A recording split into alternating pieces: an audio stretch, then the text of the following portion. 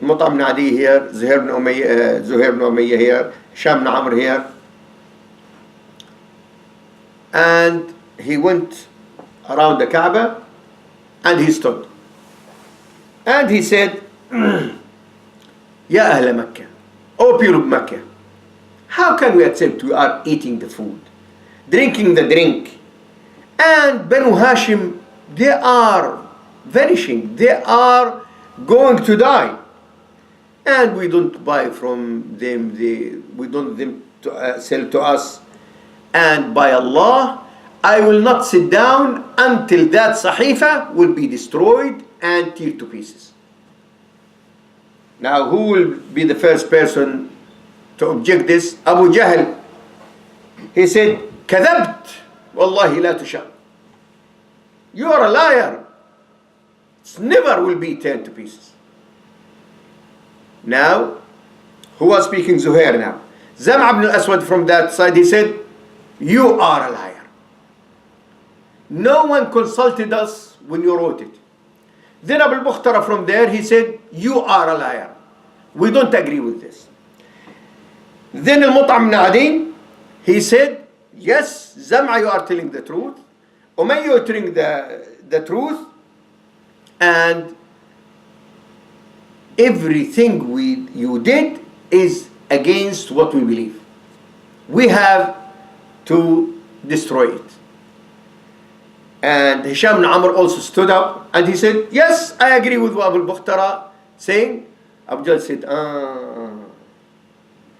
this is something have been agreed at night.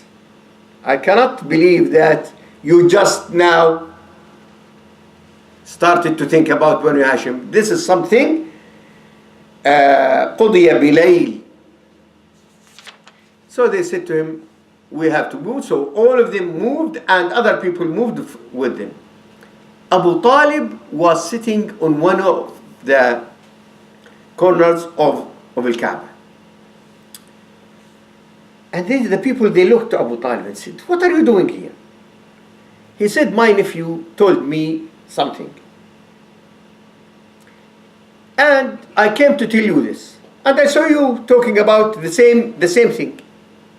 I came to tell you about the Sahifa, and I saw this conversation now, which is according to the same thing. He said, what he is telling you? He said, go and look at Sahifa. You'll find that al-arda, which is an insect, ate it except Bismika Allah. So they went there. So these people, they want to tear it or to finish it. All of them, they went there and they found that yes, the insect ate all of it except Bismika Allah. And Abu Talib, he said, I came with a message that if my nephew is telling the truth, you have to finish this boycott. If he's a liar, I'll give him to you. And now you can see in front of your eyes that he's telling the truth. Now, subhanallah al-azim, these people, if they want to believe, they will say, Ashhadu an la ilaha illallah, Ashhadu Muhammadan Rasulullah. But what these people, I mean, al-Mut'im ibn Adi and Zuhair ibn Umayyah and Hisham ibn Amr, all of them, what they agreed, alhamdulillah Rabbil Alameen, their efforts worked very well. And as I said to you, Allah subhanahu wa ta'ala saved Muhammad sallallahu alaihi wasallam and the people with him, Banu al-Muttalib, Bani Hashim, in two ways. With these people, 5 of the leaders of Mecca came to destroy this Sahifa, and at the same time Allah subhanahu wa ta'ala sent on that Sahifa what they call it al-arda, and ate all of it. And this was a miracle. Allah subhanahu wa ta'ala supported Muhammad sallallahu alaihi wasallam with it. Now the boycott finished, and that was in the year 10, because the boycott started in Muharram of year 7. So they left Sha'b Abi Talib and they went back to Mecca. And obviously Abu Talib was old at that time, and the boycott affected him more, so he was sick. 6 months after that time, Abu Talib was feeling very, very sick. And obviously, because he was an old man, a respected man, group of Quraysh, about 25 of them, so among them Abu Jahl, Abu Sufyan, Umayyah ibn Khalaf, Utbah ibn Rabi'a, Shayba ibn Rabi'a. So 25 people from the top leaders of Mecca came to visit him and to talk to him about Muhammad sallallahu alayhi wasallam. So, and they said, we'd like to talk to you about this. So could you call Muhammad? So Abu Talib called Muhammad sallallahu alayhi wa sallam. And they said to him, I think it's the time that he will stop this and leave us. Muhammad sallallahu alayhi wa sallam, Abu Talib spoke to Muhammad alayhi salatu wasalam. He said, these are the leaders of your people, and they are ready to talk to you. Muhammad sallallahu alayhi wa sallam said to them, yeah, I want from them only one word. And if they give me this word, they will be the leaders of the Arab and Ajam, Arabs and non-Arabs. And the people started, one word, we'll give you 10 words. What's the word? He said, say La ilaha illallah.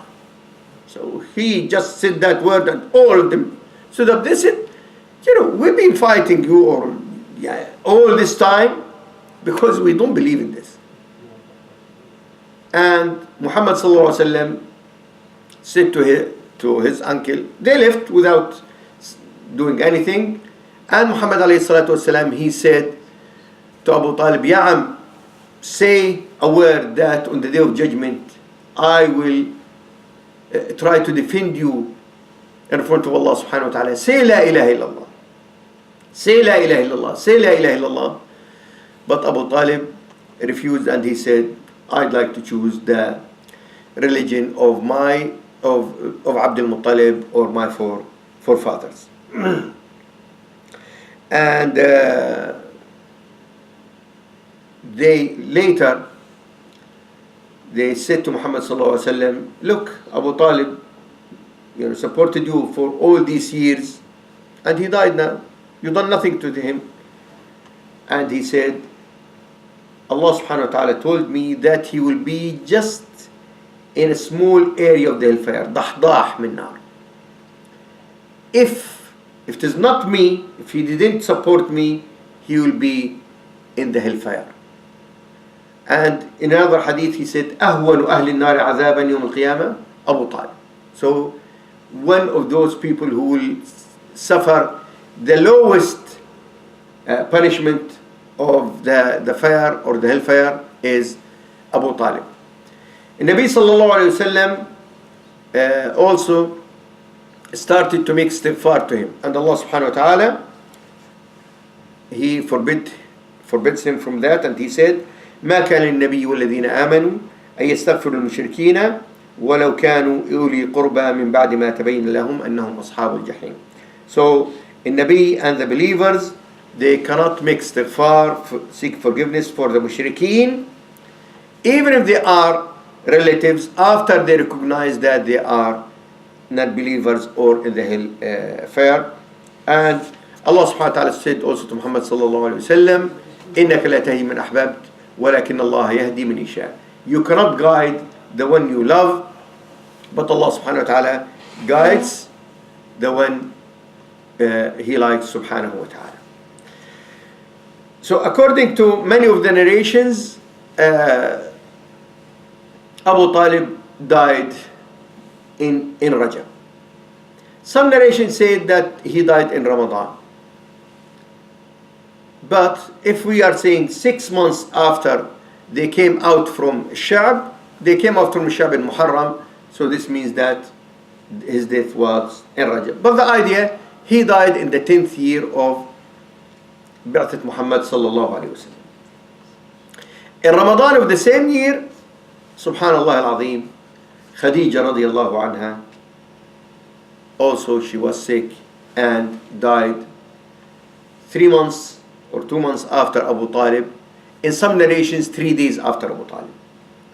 Personally, after looking to different narrations, I think there was a gap between the two deaths, because it will be too much in 3 days that Muhammad sallallahu alaihi wasallam will lose Abu Talib and lose Khadija in the same time.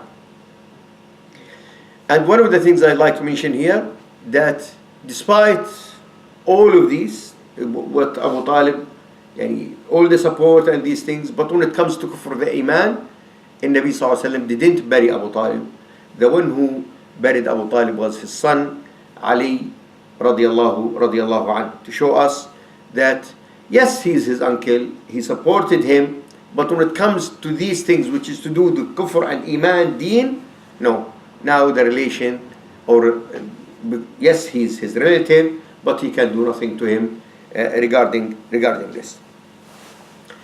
That year they call it in the history, the Islamic history, Am al-Huzn, the year of grief, because in Nabi sallallahu alaihi wasallam he lost the external supporter and the internal supporter. The external, who was Abu Talib, and the internal, who was Khadija radiallahu anha wa ardaha. Inshallah, next week we'll continue talking about the seerah of Prophet Muhammad sallallahu alayhi wa ala alihi wa sahbihi wa sallam. Subhanakallahumma hamdik, ashhadu an la ilaha illa anta, astaghfiruka wa atubu ilayk.